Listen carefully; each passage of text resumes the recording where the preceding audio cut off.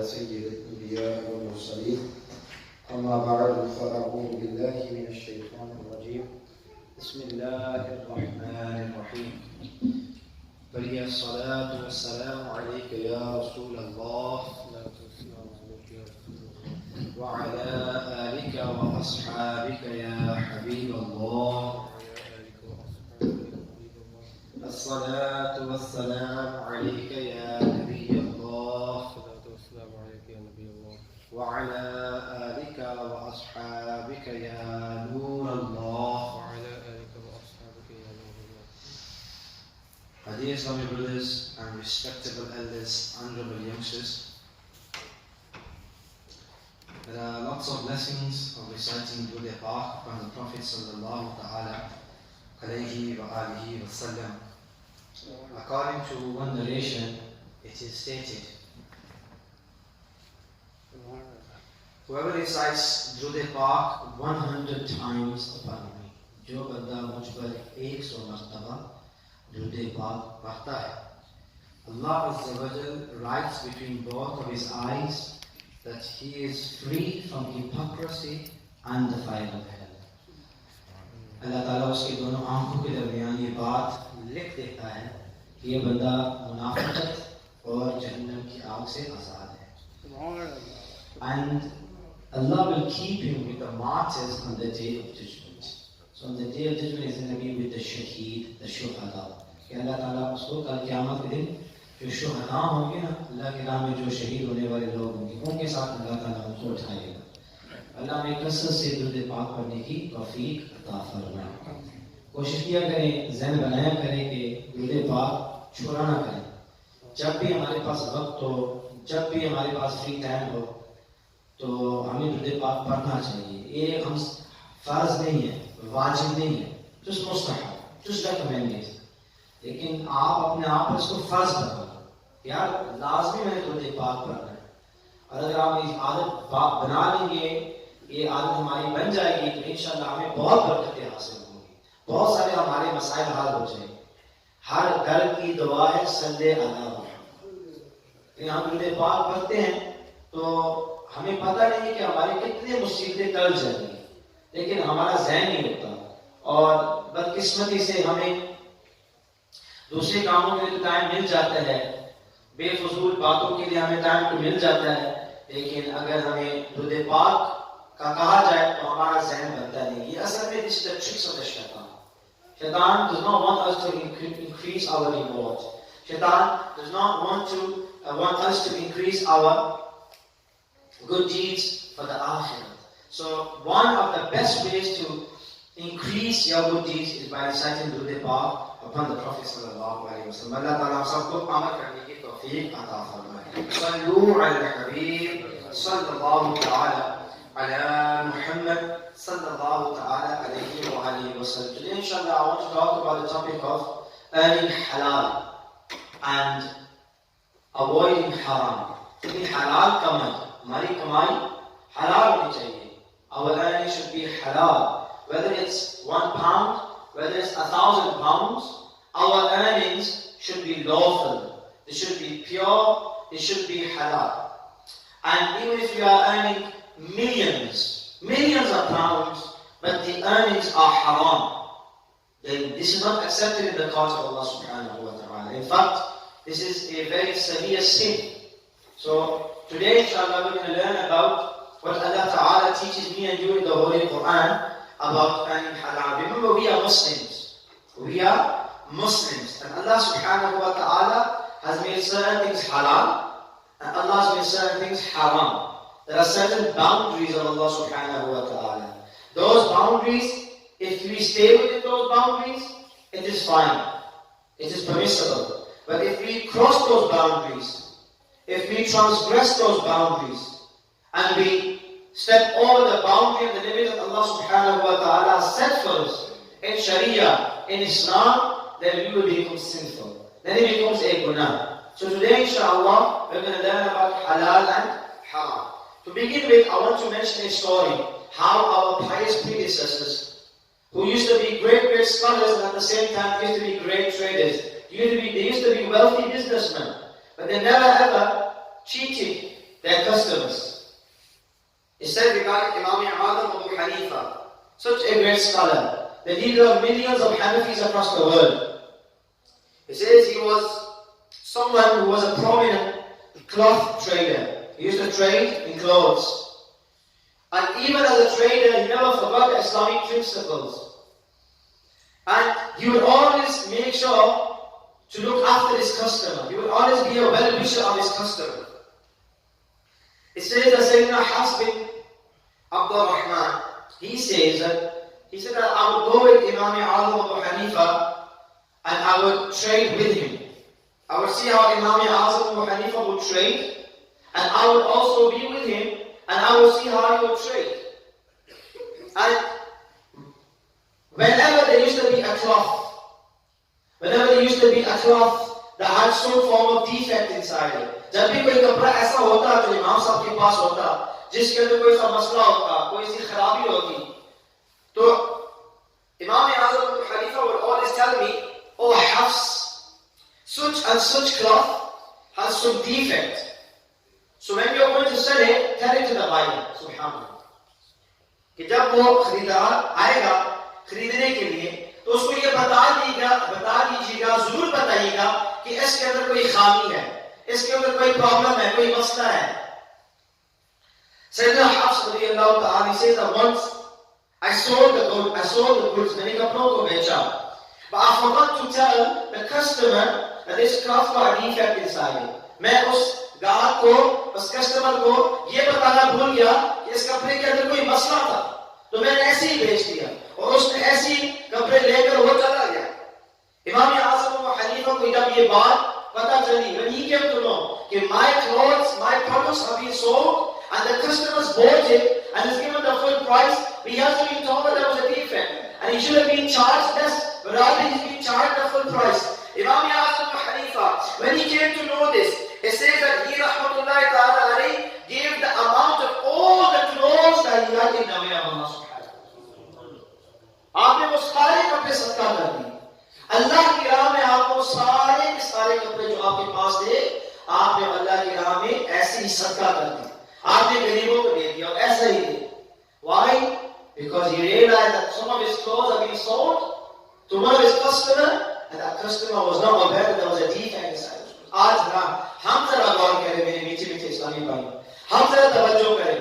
हम अगर बिजनेसमैन हैं, हमारे पास अगर कोई चीज है जो हम बेचते हैं, अगर हमारी कोई दुकान है, if we have a shop, if you've got a grocery shop, if you've got a normal shop, if we've got a shop of mobile phones, if we sell this and we sell clothes or we sell something else, if you've got cars and we buy and sell cars, do we look after our customers? If there's a problem with any of our products, whatever product it is, whatever things we sell, whatever we do business in, we sell windows, do we tell the customer there's a problem with this? Do we tell the customer about the ins and outs of the whole product? Or do we just sell it to him? Do we lie to him? Do we con him? Do we cheat him? Unfortunately, this is the sad reality of the Muslims today. This is the sad reality of the Muslims today. It says that when Imam Sayyidina Umar radiyallahu ta'ala anhu, when they conquered Bahrain, and some Muslims at that time, they came to Hindustan. Now you know at that time Hindustan, Pakistan, India, Bangladesh, Kashmir, Sindh, all of this was all one. Okay? And at that time, there was across the river from the Arab world. And Bahrain, when it was conquered by Sayyidina Umar radiyallahu ta'ala, some Muslims, they were traders. And they crossed over the seas and they went into Hindustan. And they went to trade. And at that time there was no Muslims in Hindustan. There were no Muslims at that time. And the people came from the villages to see that these are our guests who have come from across the ocean and they come to sell clothes. So when one of the traders, the Arab traders, he was selling the clothes to one of the customers, he says that, let me tell you that there's a defect inside this. There's a weakness within this cloth. Okay? So I'm not going to sell you and charge you the full price. I will give you for less.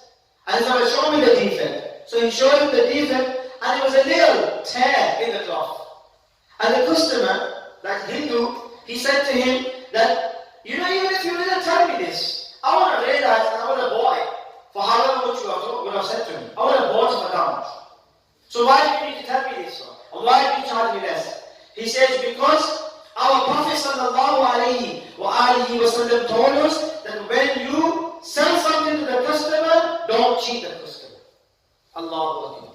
When this person heard it for the first time, he thought to himself, subhanAllah, what a beautiful religion. What a beautiful religion. That this person is following our person called Muhammad, who has taught them that whenever a customer comes to you to sell something to you, don't cheat the customer. Don't be dishonest and disloyal with the customer. Don't be treacherous and deceiving with the customer. Be honest with him. If there is a problem, let him know there is a problem. And he said to himself that if this is the greatness of the statement of this individual, how great will that individual himself be? And Muhammad sallallahu alayhi wa sallam. And he said, tell me a bit about Muhammad. And then these people, they told him about Muhammad sallallahu alayhi wa sallam. And according to history, it says those people accepted Islam at the hands of those traitors. What was this? This was their honesty. This was their honesty. This was their taqwa. This was their piety. This was not their greed. If you wanted, you could have sold it for more. But he had the fear of Allah in his heart. And he had the words of the Prophet in his heart. He kept the teachings of the Prophet sallallahu alaihi wasallam dear to him. My dear Islamic brothers, on the other hand, that us, we are accumulating wealth. Thousands and thousands of pounds are coming into our accounts. Millions are coming into our accounts. But have we ever thought for a moment that is that all halal? Is that all permissible? The way I'm earning my earnings, the way I'm earning my sustenance, my livelihood, am I doing through the halal means? Are we doing it or not? If we are doing it, we must ponder. Because this will be a reason of deprivation of barakat in our life and definitely a means of punishment in the hereafter. On the other hand, when we earn halal and we eat halal, what is the reward? Sayyidina Imam Ghazali rahimahullah, he explains and he says that, in fact, Imam Ghazali has quoted a statement of another saint.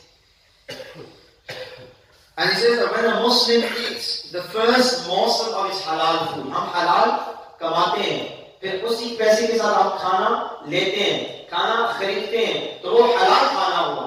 तो उसके बारे में इमाम गजाली एक वलीउल्लाह का कौल जिक्र फरमाते हैं इख्तियार उलूम में, फरमाते हैं कि when a Muslim, जब मुसलमान eats the first morsel of his halal food, जब वो अपने हलाल खाने का पहला लुकमा खाता है, तो his previous sins are forgiven. Say subhanallah. उसके जितने भी साबिका गुनाह हैं, वो सारे के सारे अल्लाह ताला माफ कर देता है, क्योंकि उसने हलाल कमाया और फिर उसके साथ वो हलाल खाना खाया.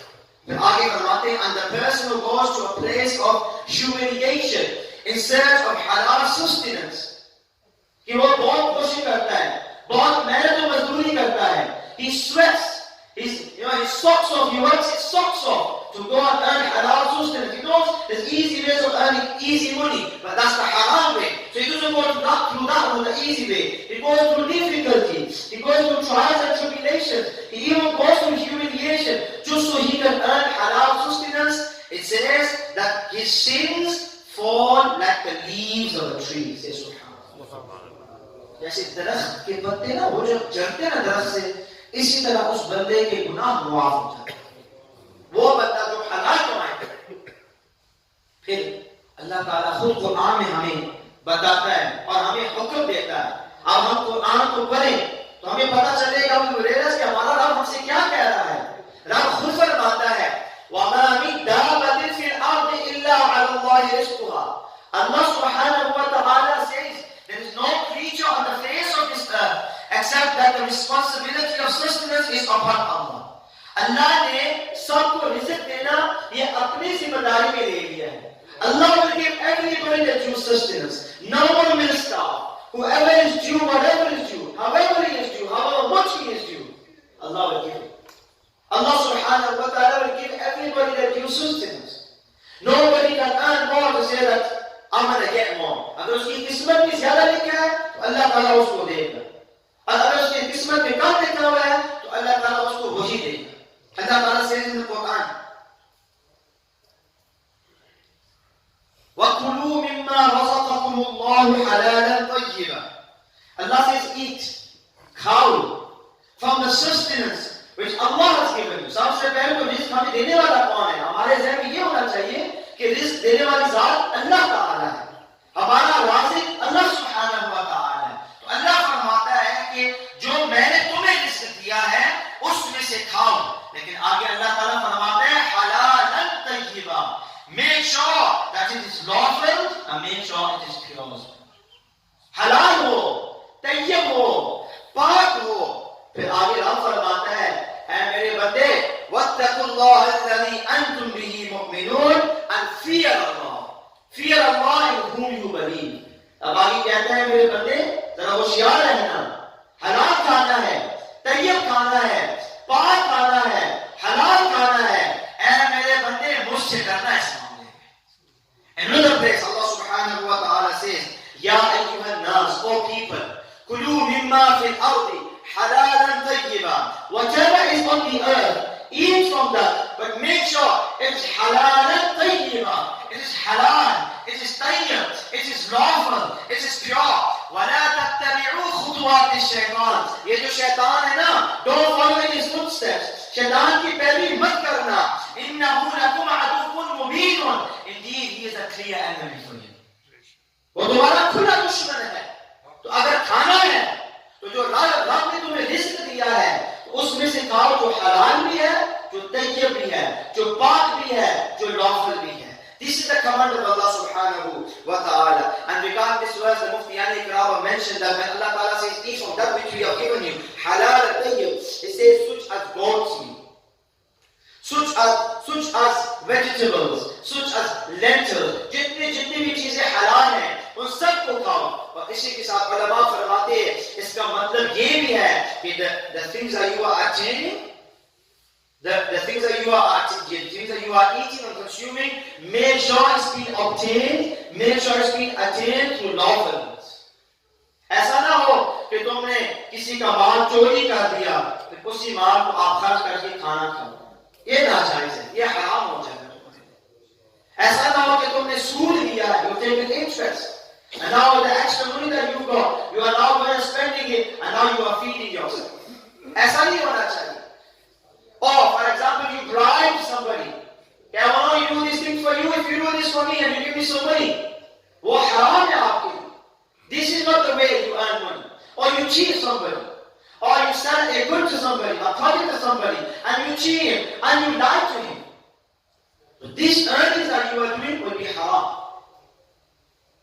This is why in the hadith of the Prophet sallallahu alaihi wa sallam in Tirmidhi he said, the purest food, हम खाना जो खाते हैं ना, right? The Prophet sallallahu alaihi wa sallam said, the purest food is that which you eat from your own earnings. Say subhanallah.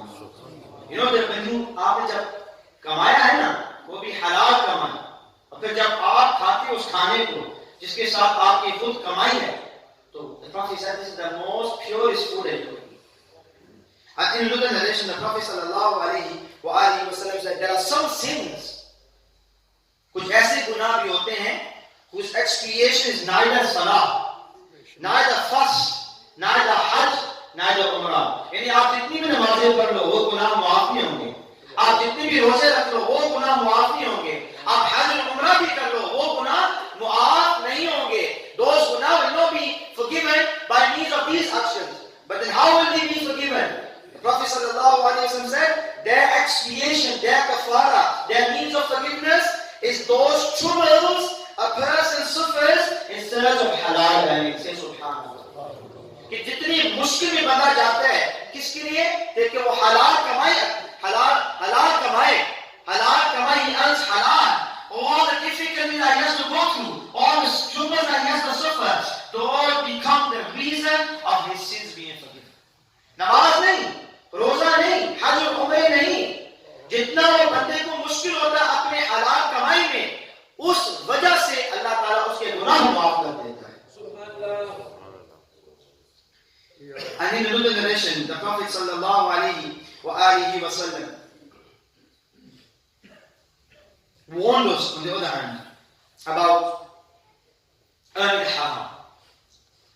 The Prophet ﷺ said, a person, this is mentioned in Sahih Muslim, Huzur ne farmaya ek shakhs hai, is a person.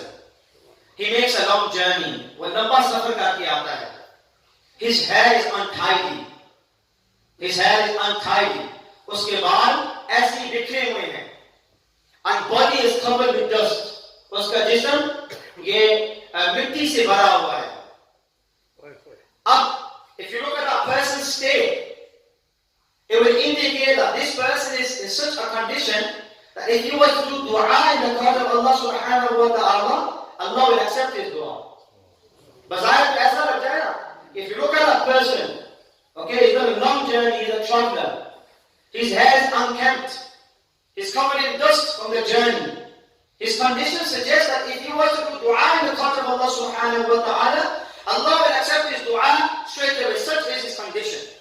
And then he lifts his hand towards the skies and he says, Ya Rabbi, Ya Rabbi, oh my Lord, oh my Lord. He does dua. But the Prophet says, his food is haram, uska khana haram hai, his drink is haram, uska pani haram hai, his clothes are haram, uske kapde haram hai, his nourishment is haram, uska orna bichona sara kuch haram hai. The Prophet says, how can then his prayer be answered, Allah?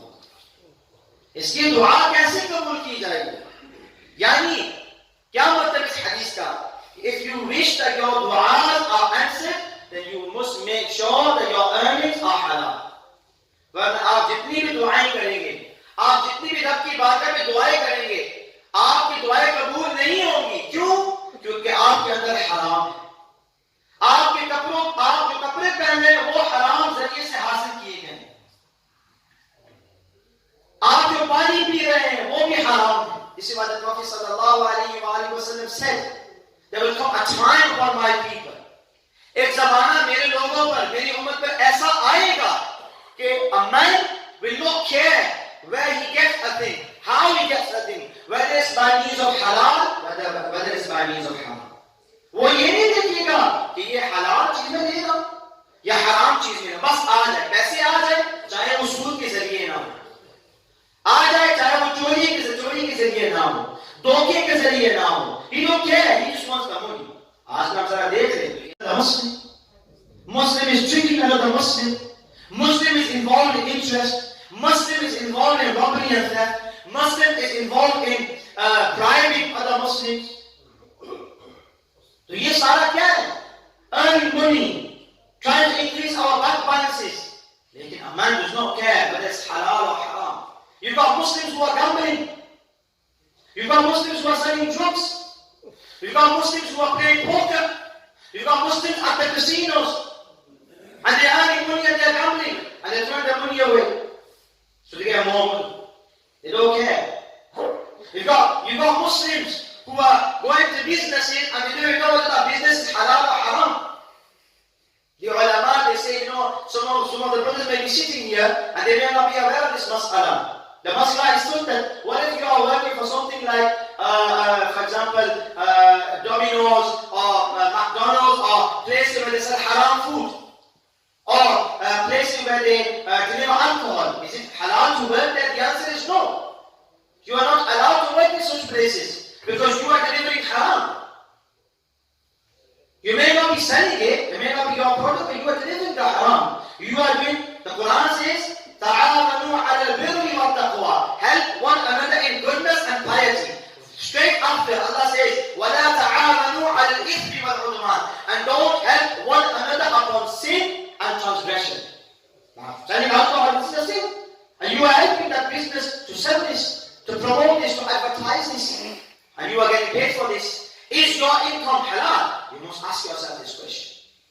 The Prophet ﷺ said, if the one who earns haram, बाज़-ओ-क़ात बड़े हम हराम पैसे कमाते हैं और फिर हम मस्जिद के लिए चंदा भी देते हैं, हज उम्रा पर भी जाते हैं, या गरीब की मदद भी करते हैं, राइट, हम सदका जाने के काम भी करते हैं. The Prophet ﷺ said, if the one who earns haram, wealth, gives it in charity, it is not accepted. If he spends it, there is no blessing in it. If he leaves it behind after death, it will take him to hell. Allah does not erase evil through evil, but evil through good. Undoubtedly, evil does not erase an evil. Allah.